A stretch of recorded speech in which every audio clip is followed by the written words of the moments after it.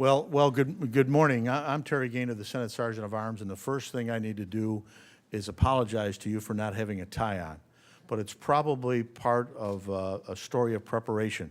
So on a Friday, on a day like today, as you all know, when the members aren't here, we get to dress down maybe just a little bit, but I knew I had this. I had a tie in the office, and as I started to come over here, I took the tie out, went to the mirror, started putting it on, and the button popped off. Now, there's a side story to that. I hope it's the negligence of the cleaners rather than the fatness of my neck. But I just thought it would look better if I didn't have the tie in than I did, so I apologize, Mayor. I guess it's irony that we're talking about preparedness after the week we've had here in Washington, which again just kind of shows us that we just don't know what's going to happen when and what that what is and how we have to be prepared for it. And we've had a whole series of things. This is almost like lecturing the choir in some respect, that I've never been around an organization that gets as much about preparedness and response to emergencies than our Capitol community and our Senate community. So I thank you for your continued work and energy in that. And I believe what we're going to hear from our very distinguished guest, some portion of the personal responsibility. And even as we shut the buildings or locked in place on Monday or Tuesday, these days have been kind of crunched together, and the criticism of that, whether it's a good or bad idea, let's put that aside. The issue that we had when we wrestled with the lockdown was the very fact of getting home to do things you would want to get home to do at 3 or 4 or 5 o'clock, right?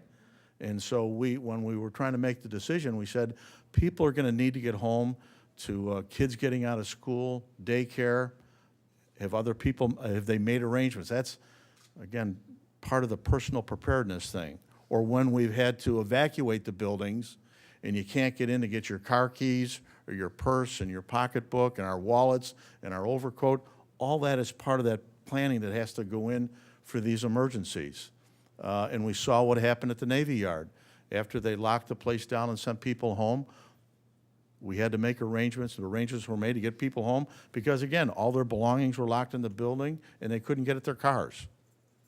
And I think as we certainly learned from the various hurricanes, the necessity of preparedness, or what we're seeing out west in Colorado on flooding. I mean, it's just, we're inundated with opportunities to have to be prepared.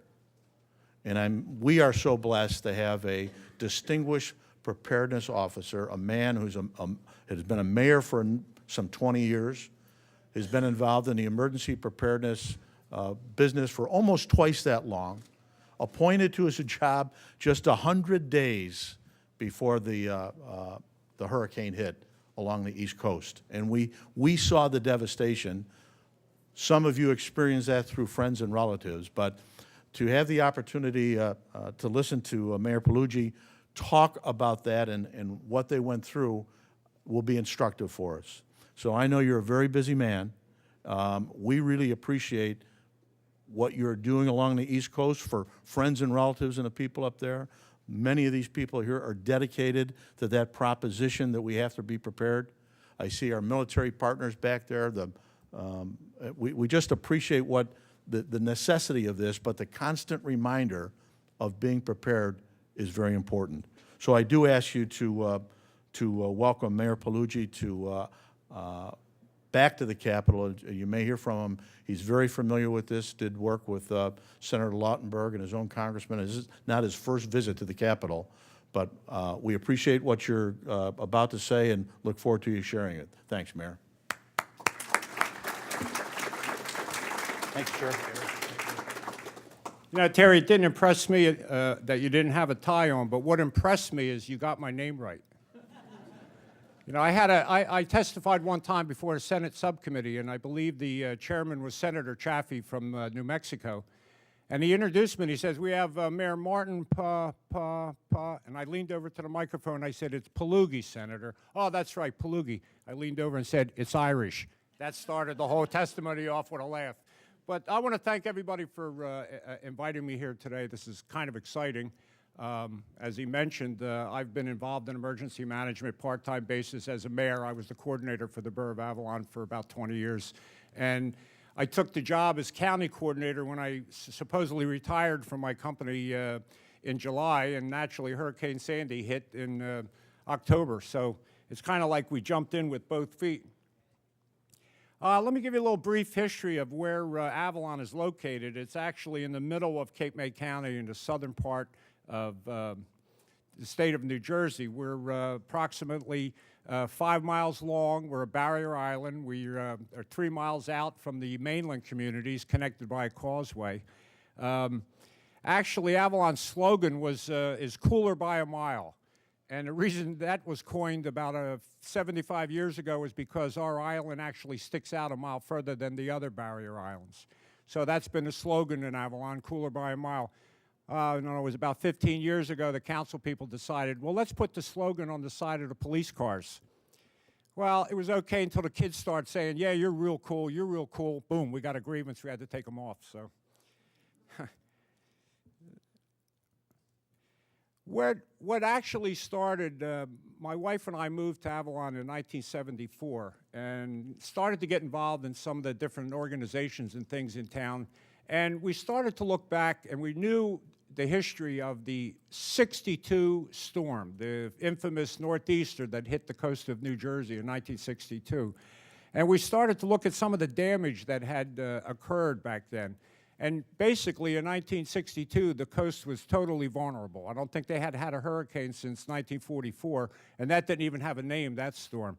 But the devastation that the '62 storm caused, we started to look at mitigation, and we started to look at what are we going to do to protect the town the next time the storm like that hits. And what was fascinating about it, it was not a hurricane. It was a northeast storm that lasted for 3 days, and it was devastating. The town was cut off for almost 2 weeks. There's a causeway that runs 3 miles from the island all the way to the mainland. It was the only course of access in and out. It took about 2-3 weeks to get that back into where it could be passable by high-wheel vehicle military trucks. So we started to look at different mitigation efforts and things that would be important to the people in Avalon the next time this thing hits. What we realized is the fact that I had the opportunity to go and review the after-action report from Hurricane Katrina. And we realized that at the municipal level, that's where it starts. A municipality has to take its own responsibility for its citizens. We have to be able to maintain control and maintain the resources for at least 72 hours.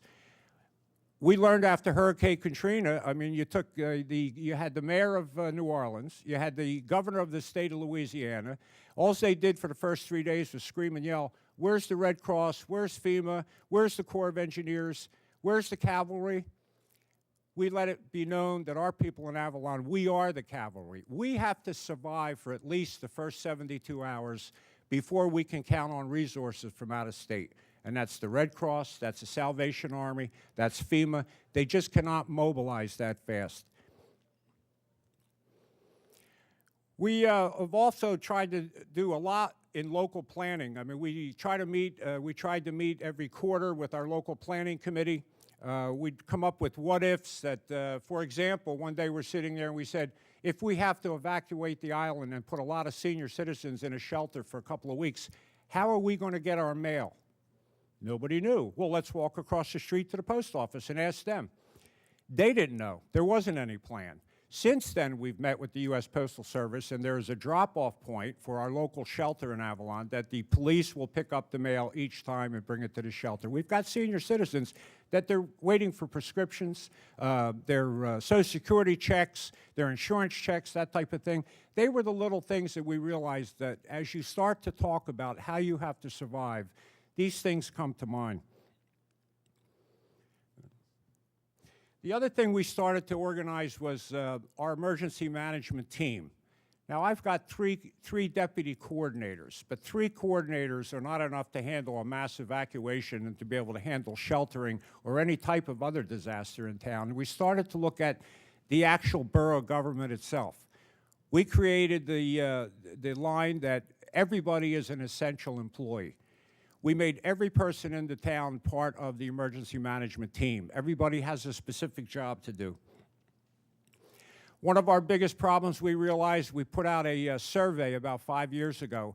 The survey card was an anonymous card. We didn't want to know, where you live or whatever, but we sent it out to our full-time residents, and we asked them questions like, number one, if you were called to evacuate, do you have another place to go? Number two, how many in your family? How many would need to be sheltered? We also asked, how many pets do you have? How big are they? What type are they? And we tried to come up with a scenario on, we've got a lot of senior citizens that do not drive. They can't come up with their own transportation, and they have to be evacuated. We did a pre-disaster contract with the local bus company. We know where all these people are. We have them log in at least once a month, and we keep tabs of them. So when there was an evacuation like Hurricane Irene and Hurricane Sandy, we could transport these people to the local shelter. We also take care of their pets, too. That was one of the big issues that we found during our blizzard in 2010. We also realized that back then, Cape May County had no sheltering plans.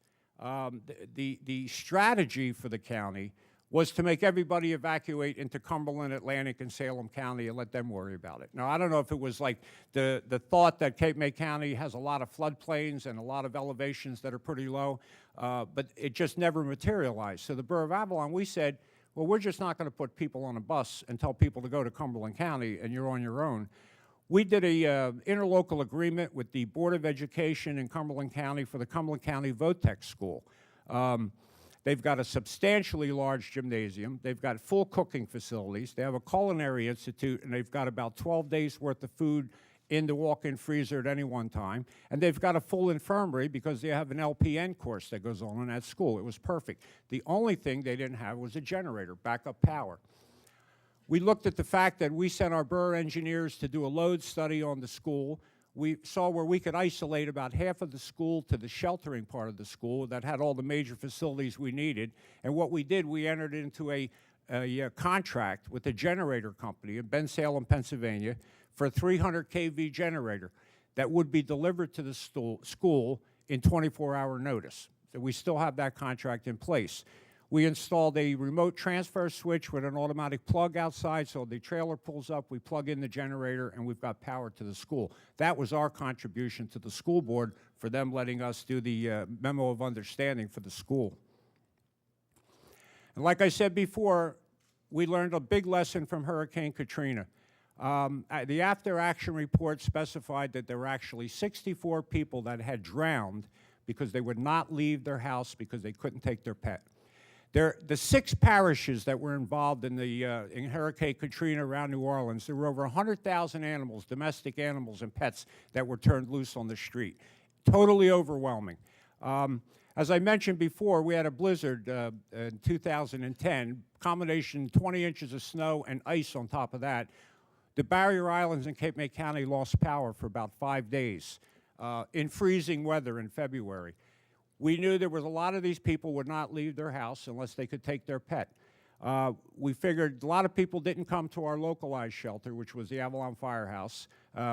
We said, you know what, in freezing weather, let's give them a day or two. We're going to start getting phone calls, come pick me up. And sure enough, when they couldn't take the cold anymore, I personally carried a 92-year-old man through the snow in my arms because he couldn't take his walker through the snow, and all he had was his little dog on his chest.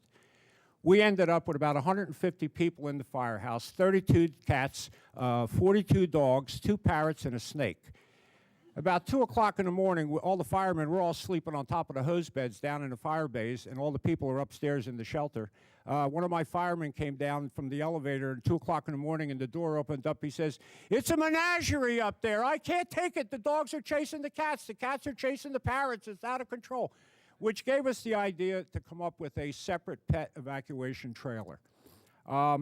We bought a used tractor trailer body for about $7,000. The tractor to pull it was already in stock, the rolling stock of the Public Works Department. We outfitted it with heat, air conditioning, a full veterinary station, hot and cold running water, and we can shelter 120 animals in here. We had cages built along the one side of the wall, built in with separations, large, medium, and small. And this shelter, this trailer is not designed to transport pets. This is designed to take to a shelter, and we tell people the shelter is pet friendly, bring your pets with you, and they can actually take care of their own pets. The funny thing about it, it costs us $25,000 to build this. We got $26,000 in donations. People will donate money more to pets than they will to people, I think. Another thing we looked at was pre-arranged contracts with several national companies. One of them was BMS Cat. BMS Cat actually had the contract to get the Pentagon back into working order after 9/11. They'll handle any government building if there's major disaster. They'll come in and completely bring in their contractors and get the government operation back, whether it's their IT systems, phone systems, actual physical plant themselves. The other one is a company called Jordan and Phillips. They're a national contractor that would come in and do complete debris removal, interface with FEMA, with the DSRs. We activated both of these companies after Hurricane Sandy, and it was very successful. We took 62 tons of debris out of Avalon streets, Jordan and Phillips. We had the town clean in 3 days, unlike some of the other North Jersey towns that took them 3 months to try to get the debris out of town. The other one was with Ransom Caterpillar Generator, and that's the generator for the Votech School in Cumberland County if we have to leave the county, or we also did a complete hookup on the Avalon School and a new gymnasium for that same generator. So instead of putting 150 people in our firehouse, which was a little tight, now we've got a shelter for localized sheltering in the Avalon School. The other biggest thing that we found was communicating, keeping the people informed. There wasn't really any overall form of communication in Cape May County for years. Actually just before Hurricane Irene, the Borough of Avalon, we decided to institute a separate emergency website. It's live, up-to-date information. We post it directly from the National Weather Service. We have a Facebook page. We're constantly keeping the people informed. The problem is 75% of our residents live in Pennsylvania. They're summer homes in Avalon. The first thing they want to know is what's going on with my property. We had a lot of our emergency crews driving around during the storm, actually taking pictures of the bulkheads, the beach, the houses, putting them, constantly posting them so that the people knew that everything was all right. Like I said, since the county had nothing, during Hurricane Sandy, Avalon's website got 2.4 million hits on that website. We were actually the eyes and ears for all of Cape May County. We ran into problems at the end of Cape May County. The county emergency management had major problems because, as you know, parts of Cape May County were not damaged at all. And the next day, the sun came out. You had people sitting in their living room texting their friends in Pennsylvania, telling them, oh, the sun's out, it's beautiful, my power's on, come on down. The traffic lines were unbelievable, 5-6 miles up the parkway, trying to get onto the barrier islands. It still were not clear, they still were unsafe, there were still power lines down, there were gas leaks all over the place. We didn't have the fires that they had in North Jersey, but it was not safe to come back. Actually, social media killed us on that event because the county was not putting out enough information to let people know what towns were open, what the dangers are, and don't come down because you're going to be stopped by sheriff deputies on the causeway. Like I said before, we organized the entire borough of Avalon into the emergency management structure. Everybody has a job. The tax collector has a job. The borough clerk has a job. We have a prearranged contract with Ryder trucks that we can evacuate all of the important files, computer systems, and everything out of Borough Hall. We took our landscape contractor with a bunch of his people. They moved everything out of Borough Hall in about 2 hours, took the trucks up to the shelter in Cumberland County. We also have a prearranged contract with a company for two job trailers. If we did get the devastation, like a lot of the North Jersey towns did, we still have to conduct business as a borough. We take the job trailers to the shelter and we set up the computers and all the infrastructure and we'll start to conduct business again. I know people don't like it because, yeah, we still got to send tax bills out. You know, we need our money coming in. They figure they get away with it for 6 months. But the police department, emergency operation people, the construction office, what we do, our policy is that the day before the mandatory evacuation, if we know it's coming, we close Borough Hall, we close the Borough of Avalon, we send everybody home, and we say, take care of your families first, because you're going to come back and you may be here for a while. We've got a separate shelter offshore for first responder families. If a police officer or fireman knows his family's safe, he's going to respond much longer and feel much safer working back in the borough of Avalon. So, like I said, everyone has a job within the borough, and we've taken that one step further, actually. I got the job in July and appointed as Director of Emergency Management for Cape May County, and the storm hit in October. So within those 2 months, I was looking at a lot of programs like the sheltering situation, the structure of emergency management within Cape May County. I actually took the Avalon plan and put it together with the County of Cape May. The county has over 900 employees. That's a pretty good workforce when it comes to emergency management. Everybody got a job, from the Director of Tourism all the way down to the Public Information Officer for the county, the Sheriff's Department. We have a county zoo that has been world-renowned. It's actually a 5-star county zoo. They were responsible for exotic animals, so we didn't have to take the snakes anymore to the shelter. But they're experts. They have veterinarians that deal with exotic animals, and you'd be surprised what some people have in their houses that they want to bring to the shelter. But we used every bit of the county workforce and put them into what they call the ESF system, which is the Emergency Support Function System. From transportation, we have a fare-free bus system that has 64 buses. They were responsible for taking out a lot of the elderly, working with the nursing homes. The communications department sat right in the EOC, putting out the emergency information on the county website. Firefighting task force was all the different local municipal fire companies and volunteer fire companies on shift work. Mass care and sheltering. The ESF-6 was handled by our county health department. They have over 30 nurses on staff with the health department that we placed in the different shelters. Security, the county sheriff's department. We made sure there were 2 sheriff's deputies at every shelter during the event. They also handled security at the ESF Center and the EOC. Everybody was involved in county government, was in part of the plan. We learned a lot. First time we put county shelters, we opened up 4 shelters. The Woodbine Developmental Center, which is a large school, Upper Township, Middle Township, and the couple of the firehouses, and we manned these shelters, and we actually put about 750 people in these shelters for 3 days. Like I said, we didn't have the devastation as our cousins in North Jersey did, so they were able to leave, and we were able to bring them back. We learned that communication was a big thing. Instead of taking a coordinator from each one of the municipalities stationed in the EOC, we wanted them to stay in their municipality, and we would communicate with them. We put in a separate email address for us to communicate back and forth. We made sure that they had the announcements given out to their people, but we started to get phone calls in my EOC. We were getting 400 or 500 phone calls a day. And we started to get phone calls from people, Mrs. Smith on 29th Street in North Wildwood. She's trying to call her local emergency operator number in her town, and nobody's answering the phone, she's telling us.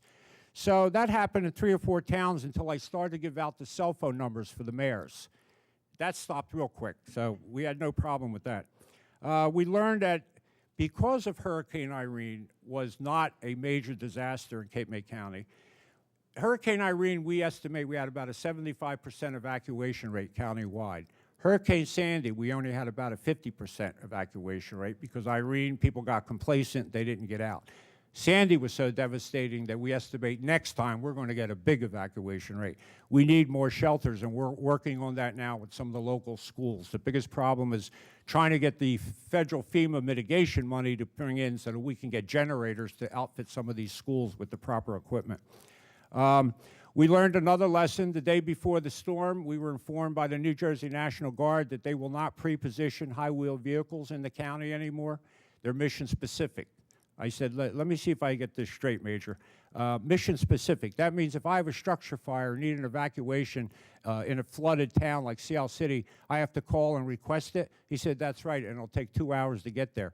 I said, that's unacceptable. I hung up.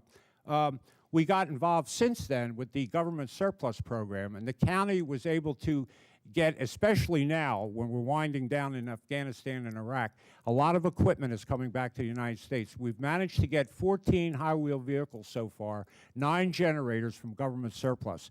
The idea is to put one high-wheel vehicle and we're going to give it to each one of the 16 municipalities and keep 4 or 6 for the county as a strike force. So we've been pretty confident in that. We launched the new emergency website that is specific to Cape May County. It's a standalone website. My dispatch center, the people are trained to be able to post instantaneous messages from National Weather, National Hurricane, and FEMA right on the website as people will go to it. The links are direct links to the other municipalities, direct links to National Weather Service. It's been pretty successful since we've launched it. Now we come to the, what I call the investment in any municipality, is mitigation. As I said, we started to look at the aftermaths of the '62 storm that devastated the island. And we came up with a lot of different methods over a 20-year period as far as beach replenishment, stormwater management, appointing floodplain managers, stormwater pump stations. And as you can see in this picture, this was actually the flooding that Avalon got from Hurricane Sandy, and it was actually rainwater because of all the mitigation efforts. I know a lot of people have read in the newspaper, especially in New Jersey, that, gee, I don't want a sand dune, and there's been easement issues and lawsuits and people fighting back and forth. They're saying they don't want a sand dune, they don't want dunes in front of their house because it's going to block my view. This is Ocean Beach up in Long Beach Island. You can see, the houses. Now they don't have an obstructed view. They don't have to worry about sand dunes. They've got the sand right in their living room. Just like this house. I mean, they can just put their feet in the sand year-round. It doesn't matter. This is what happens when there's no dunes. Seaside boardwalk, no dunes. They'd rather have the view. A few days after the hurricane, Joe Ellen Darcy, the Assistant Secretary of the Army, flew over Avalon, and you can see the comment that she made below, along with Governor Chris Christie, on what the protection methods had actually saved and what they had done. The towns that built proper mitigation measures, the towns that did have sand dunes, and like I'd like to point out, our 40th Street Beach in Avalon, you can see the massive dunes that we built in the last 20 years. It's actually kind of curious because we've learned a lot from building the dunes. We learned that the frontal dunes, where you plant dune grass every year and you try to expand the dunes, as it starts to get further away from the ocean, it starts to take the shape of an upland. Now you get different types of vegetation, black pines, poison ivy, which is great in the dunes. It keeps the kids out of there. And it's got a very good root system that'll hold the sand in there. But this was our beachfront after Hurricane Sandy compared to some of the pictures that we took up in North Jersey. This was an effort that we started back in the 1980s. I think our first beach fill was in 1987. And it's not just, as we try to explain people, and we've given a lot of talks up and down the coast since Hurricane Sandy, it's not just building a sand dune. There's a combination of a sand dune and an engineered beach.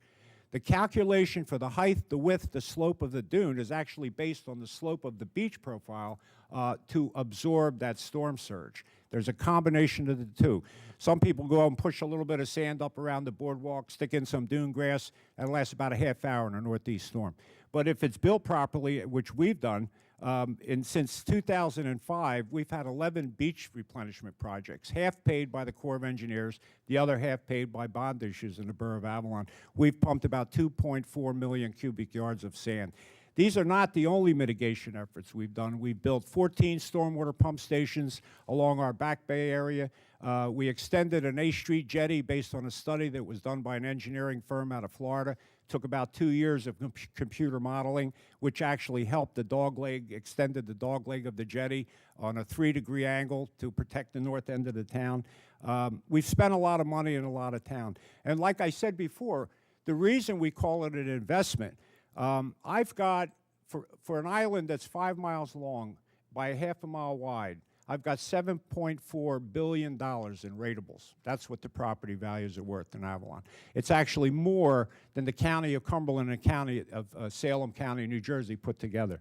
About 3 years ago, we got a AAA bond rating. We're the only coastal municipality in New Jersey. Actually, I think there's only one other one in South Carolina that has a AAA bond rating. And the reason for that was the mitigation efforts that we put in. Avalon is a safe bet. If people are going to buy municipal bonds, they know that the town is doing everything it can. We're going to be there after the next storm. A AAA, we went from AA to AAA. We saved $280,000 in interest costs on our debt service in the town. We were just awarded a 25%, an additional 5% under the community rating system for the federal flood insurance program. We're up to 25% now. And with Brigitte Waters, everybody's going to get banged in the next 4 years. That additional 5% is going to mean a lot to a lot of our senior citizens. We've been recognized by the different organizations in the country. Mitigation is important. You don't think about it after the storm. You plan for it. And like I said, it's an investment. You can see financially. The other thing it helped do is I've got the lowest property tax rate in the state of New Jersey. 41 cents per $100 of assessed value. Now, if people understand everything in New Jersey runs on property taxes, it's different in other states. New Jersey has the highest property taxes in the country. But if you take 41 cents per $100 of assessed value and you got a house that's assessed at $1 million, you pay $4,100 a year in property taxes, which is peanuts. And one of the biggest stakeholders that we feel is the Corps of Engineers in their dune construction and in their federal protection program. And I've been down here many times testifying before committees. Personally, with Senator Lautenberg, requested me many times. It's an investment. It's not only what we've tried to get the Corps of Engineers to realize that when they do the cost-benefit analysis, they do it on storm protection. There's also the other factor that they don't figure into it, and that's tourism. New Jersey was sweating bullets this year because in New Jersey, for example, tourism generates about $38 billion a year in taxable revenue. Over 300,000 people are employed either directly or indirectly with tourism in the state. New Jersey's got 138 miles of beach. That's about the only good thing I think New Jersey's got myself. I mean, it's not like people are flocking across the bridge to go to the Camden Aquarium. But if you look at the investment nationwide, for every dollar in federal beaches that the government puts in, Washington receives $320 back in tax revenues. I mean, it's a $320 billion operation in the United States of America.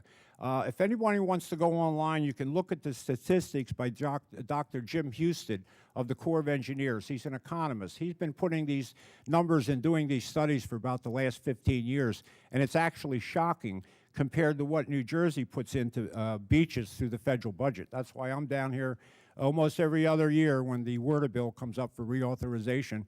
Somebody's always trying to change the formula around from 65-35, and we have to instill upon them that you're spending only 4% of your budget compared to what you put into national parks, and 85% of the people go to the beach, they don't go to the national parks, plus the fact of protection for storm mitigation. That's the key. I mean, the places in North Carolina and South Carolina have been involved in dune protection and beach engineering for years past New Jersey. We had visitors about a month ago from the Netherlands. We had the economic minister and the Council General to the Netherlands came over to look at Avalon's beach protection program and our engineered beaches and a computer modeling we've done on the beachfront. They were amazed, but what amazed us was the Netherlands, the theory of the little boy there with his finger in the dike. That's not true. These guys, they've been building dunes and doing soft structure for protection for about the last 10, 15 years. They're following the same lead as a lot of the municipalities in Cape May County and the United States are doing. So that tells me a country that's 60% below sea level, if they're looking at building engineered beaches and dunes, it must mean something. Now I'd like to open it up for any questions that anybody has. I know I talk a little fast sometimes. I'm sorry about that, but any questions? Not one question? Come on. Yes, sir. Lessons learned about the relationship with the National Guard. So that mission requirement won't be an issue the next time. Have you worked through that? No, yes, we tried to, and we didn't really get anywhere. I actually mentioned it to Governor Christie, and it sort of went out the window. I don't know what the problem is, but if they change their strategy, I have 14 trucks I can sell them back, you know, if they want to buy them. So. And follow up, relationship with the U.S. Coast Guard? With the Coast Guard. Oh, the U.S. Coast Guard base in Cape May. We do get some support out of there, but when their strategy and their mission is when there's a hurricane or an evacuation anticipated, they evacuate the base. They've got up to 2,200 recruits there at any one time. It's the only training facility in the United States. They'll move their recruits up to Fort Dix, up near Bordentown. They'll take their emergency and their rescue vessels, they'll move them up the Delaware River. We don't get much help out of them because they're not there. Their mission is to get them out of there. They're right at the point in Cape May, which is kind of a vulnerable place to be to begin with. But we do a lot of emergency management drills with them. We have actually for the last 6 months, we've been planning a active shooter drill at that Coast Guard base, October 7th and 8th. Unfortunately, the incident that happened in Washington this week is similar to what the drill that we're putting together for the Coast Guard base. So yes, there's a lot of interface with search and rescue and homeland security with the Coast Guard base. We organized a lot of the municipalities to have their own marine resources. A lot of them now have fire rescue boats. Some of them got them through government surplus because the primary mission now of the Coast Guard is homeland security. They've got their major patrol boats that are up the Delaware River protecting the bridges. So as far as first response goes now for ocean rescue, it's going to be up to the local municipalities more. But we do interface quite a bit with them. Thanks. Any other questions? What an easy crowd, you know. It's your Irish humor, sir. Yeah, it's my Irish humor, right. I think I was the only Italian that ever got elected in the history of the borough of Avalon. But see, what happened was they looked at the blonde hair, the blue eyes, they tried to say it in Polish, so I faked them out. On behalf of the Sergeant at Arms, thank you for your Thank you, words sir. of wisdom. Thank you. We appreciate it, and we hope that you won't be a stranger when you come back down next time to testify. we'll You come- do have some friends here. I'll change the PowerPoint around.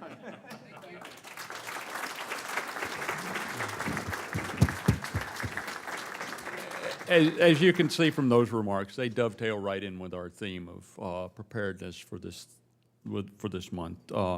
Alleviate the scare, choose to prepare. Preparedness, as I've been preaching, and I do call it preaching this past month, is a personal responsibility. Amanda and I and our other planners can put out the template, we can give you the plans, and we can give you the procedures. But it's like taking a horse to water. You can't force that horse to drink. So in an emergency, there is a personal responsibility as well as an organizational responsibility, and we challenge you all to follow through. Have a great day, have a safe September, and we'll see you next time.